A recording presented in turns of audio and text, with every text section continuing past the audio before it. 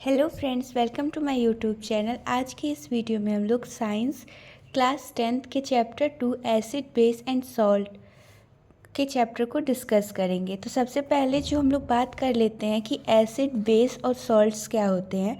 तो हम लोगों ने पहले भी अर्लियर क्लासेस में पढ़ा है कि एसिड क्या होते हैं, जो कि टेस्ट में सोर होते हैं। बेस जो होते हैं वो टेस्ट में बिटर होते हैं। ठीक, इतना तो हम लोगों ने पहले से पढ़ रखा है।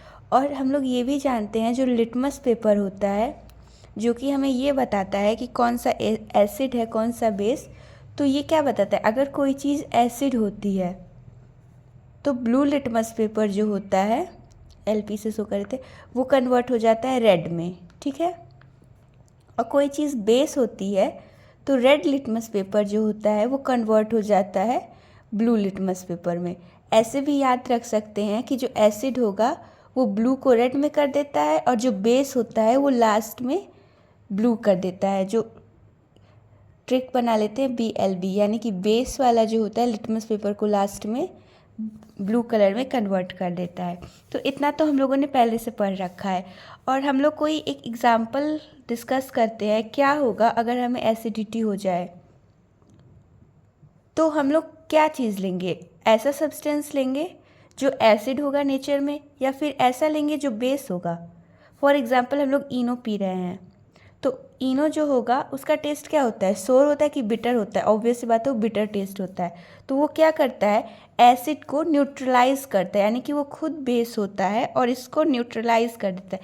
न्यूट्रलाइज का मतलब हम लोग मैथ के टर्म्स में समझते हैं, जैसे प्लस होता है और माइनस, अगर ये दोनों मिल जाए तो आंसर क्या हो जाएगा, ज़ीरो।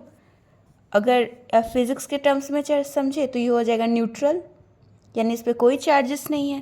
तो इसी शब्द से, इसी वर्ड से न्यूट्रलाइज वर्ड आया। ठीक, एसिड और बेस। अब इससे हम लोग एक और कंक्लूजन निकाल सकते हैं कि एसिड और बेस जब मिलते हैं तो वो क्या होते हैं, न्यूट्रलाइजेशन। न्यूट्रलाइजेशन, ठीक है। इसी को एसिड और बेस का जो रिएक्शन होता है उसी को न्यूट्रलाइजेशन रिएक्शन कहा जाता है। इसके बहुत सारे एग्जाम्पल हैं। ये तो हो गया एक एसिडिटी का। और अगर अब दूसरा लेते हैं कि मान लेते हैं स्टेन लग जाए करी का, करी चावल हम लोग खा रहे हैं और हमारे पर करी का स्टेन कपड़े पे लग गया। अब ये अगर हम इसको स्टेन को डिटर्जेंट पे डालते हैं, मतलब धुलते हैं, तो वो क्या हो जाता है, रेडिश ब्राउन हो जाता है। इसका मतलब क्या है कि आपस में रिएक्शन हो गया। फिर धूप में उसको रख देते हैं तो फिर उसका कलर चला जाता है। तो कुछ ऐसे डेली लाइफ एग्जाम्पल होते हैं एसिड और बेस के।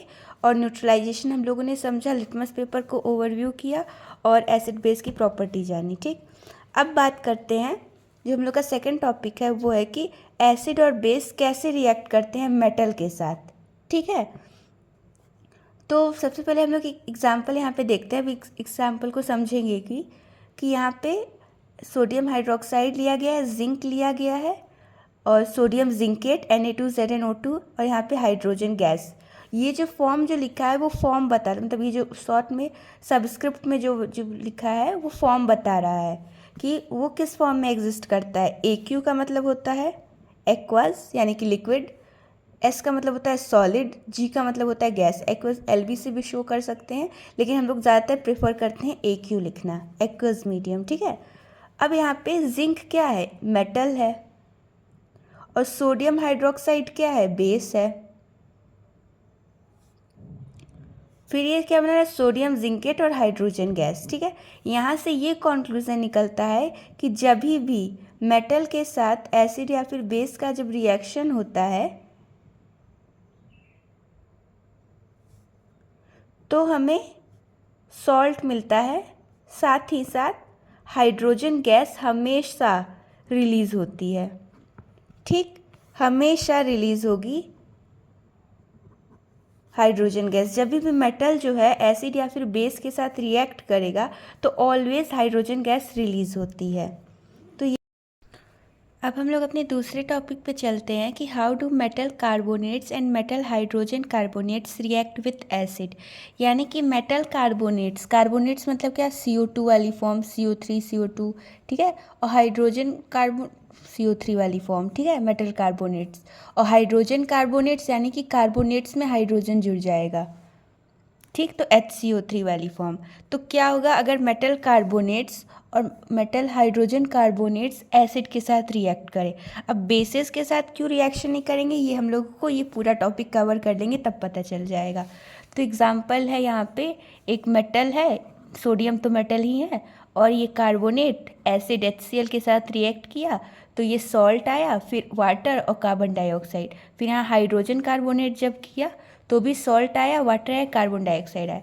यानी कि जो जनरल फार्मूला निकलेगा हमारा वो क्या होगा कि जो भी मेटल कार्बोनेट या फिर मेटल हाइड्रोजन कार्बोनेट है, अगर वो एसिड के साथ रिएक्ट कर रहा है तो हमें एक सॉल्ट मिलेगी, साथ साथ वाटर और कार्बन डाइऑक्साइड गैस भी रिलीज होगी। ठीक है, अब हम जानते हैं कि एसिड और बेस अपने साथ कैसे रिएक्ट करते हैं, यानी कि बस एसिड और बेस हो तो क्या होगा।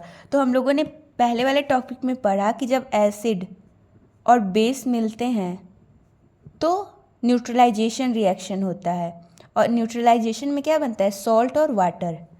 ठीक है, जब भी एसिड और बेस मिलेंगे तब सॉल्ट और वाटर बनेगा। इसका एग्जांपल ले लेते हैं, तो कि सबसे अच्छा स्ट्रॉन्ग एसिड क्या होता है, HCl,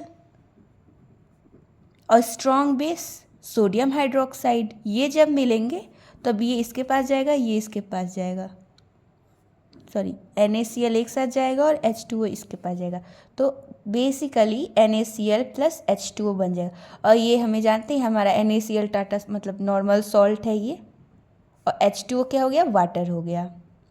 तो ये ऐसे रिएक्शन हो गई एसिड और बेस के साथ। इसके बाद बात करते हैं reaction of metal oxides with acid. तो इसका हम लोग जनरल फॉर्मूला देखेंगे कि जब मेटल ऑक्साइड एसिड के साथ रिएक्ट करता है तो क्या होता है। तो जब ये दोनों रिएक्ट करते हैं तो भी हमारे पास सॉल्ट और वाटर बनती है।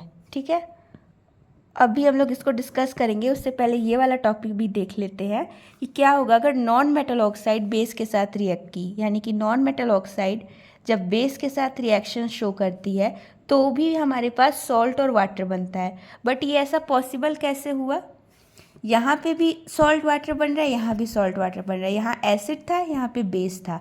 अब गौर करने वाली बात है कि यहाँ मेटल ऑक्साइड था, यहाँ पे नॉन मेटल ऑक्साइड, सॉल्ट और वाटर बन रहा है, यानी कि क्या हो रहा है, न्यूट्रलाइजेशन रिएक्शन। अब न्यूट्रलाइजेशन कब होता है, जब एसिड और बेस आपस में मिलते हैं। एसिड और बेस के रिएक्शन को ही तो न्यूट्रलाइजेशन रिएक्शन कहते हैं। यानी कि अगर ये एसिड है तो मेटल ऑक्साइड क्या हुआ, डायरेक्टली बेस हो गया।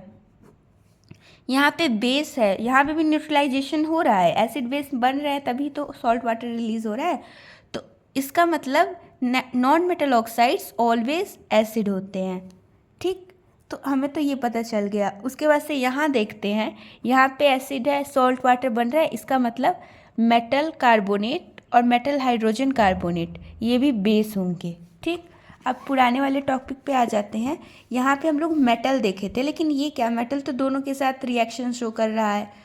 तो मेटल जो होता है वो एक एलिमेंट है, इसको हम लोग एसिड बेस वाली कैटेगरी में अभी नहीं रख रहे हैं। ठीक है, अभी के लिए हम लोग बस इतना समझ रहे हैं। तो ये हो गया एक छोटा सा कंपैरिजन सबके ऊपर।